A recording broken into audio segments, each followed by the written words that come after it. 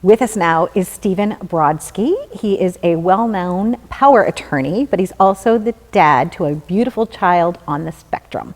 Welcome to the show. How are you? Thank you, Donna. I'm well. Good. So let's talk about the journey with your son. Sure. Okay. How old is he now? He's 17. Excellent. He's 17. And at what point was he diagnosed with autism? About 18 months, which is fairly typical. And it's funny that you introduced me as a power attorney first. I'd say the first thing I identify with is being a father first. And when I realized that he had autism, back then there was not a lot of awareness about it. But as far as living with a child, a loved one with autism, the first thing is acceptance.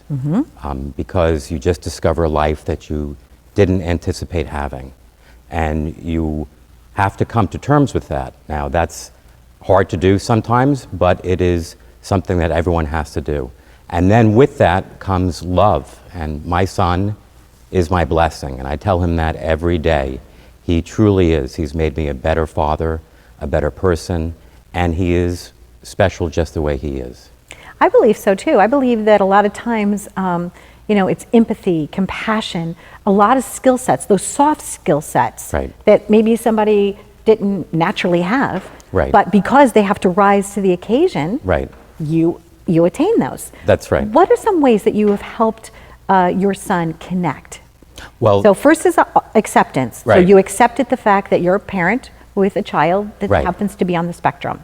Okay. That would be How can you help them? How do you? What are some tips that you can give to other parents that will help the process? Absolutely. I'd say first is accept, and second is connect with others. Okay. Other families, providers, organizations, and that's what I did. I went out and I connected with others with children with autism. I joined Autism Speaks. I did a walk called David's Dream Team. My daughter and I did that, and I had 25 of my friends come on a walk with us. That was years ago.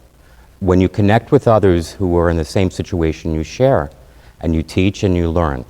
So that's the second thing. And then your children share with their children. Excellent. That's a great one. So connecting with others. And then the next tip is, as in everything in life, you have to advocate. You have to fight for yourself. It's no different than anything else in life, whatever you're dealing with. Because if you don't, no one will for you. Whether it's with a school district getting the best education for your child, whether it's a service, whether it's in dealing with a physician, that you feel that you need to communicate more and get more advice on what should happen. You have to fight. Yeah, you have to champion your child. Exactly. Right? Because they might not be able to express for themselves, to be able to stand up for themselves. So in the beginning, as you're empowering your child, you have to be their champion. Yes, as you empower your child and empower yourself. And that comes with connecting with others, and just as with anything in life, it's no different than any other thing that every other person deals with. You have to fight for yourself in every situation. Another tip I would say is juggling your work obligations. And we all deal with that, whether it's a child with autism or a parent at home that you have. Everyone has a life outside. That's why my motto is life first, work second. Now, I happen to be a pretty busy attorney, and I make it work by multitasking, by honoring my commitments to my son, by honoring my commitments as an attorney to my clients. And that may involve staying late, leaving early when I have dinner with my son, or having him for the weekend, having people assist me. Whatever it is, it's to get the job done. And that's no different than any other person facing anything. Over the years, what have been some key successes that you and your son have enjoyed? Some fun things that you've done together? Oh, I've taken him, I take him everywhere. I've taken him to rock concerts. I took him to Chicago at Jones Beach, and he was air drumming in the audience. Wiggles I've taken to, we've seen them for many years. Doing a high five with Anthony Wiggle.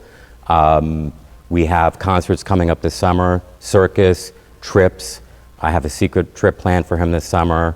And I think everything is a success. There's not one thing that stands out. I would say, as far as myself, is the work that I do for the community. Okay. I'm a board member and officer of Autism Communities.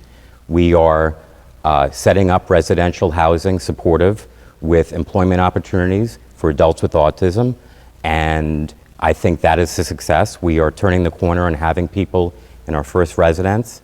I'm also a committee member of the Autism Speaks Long Island Walk, and I outreach to families, schools, corporate sponsors, and so forth. And I feel those are successes as well. They definitely are. Yeah. And in closing, I know that you've gotten your daughter and your son to have a really great sibling relationship too. Yes, And I think that's yes. also a successful way to build a family. That's another tip. Okay. Do not forget your other children. With my daughter Rachel, who just graduated college this year, I used to take her on daddy-daughter trips, separate, because she knew and I knew that when we had to leave the aquarium because David had enough, she understood. And I wanted to make her realize that she's loved just as much. Excellent. Thank you very, very much for Thank you joining so us. much I for know having that this me. segment is definitely going to empower some parents out there. Thank you. And the entire community. Please stay tuned for more. We've been living it up right here with Stephen.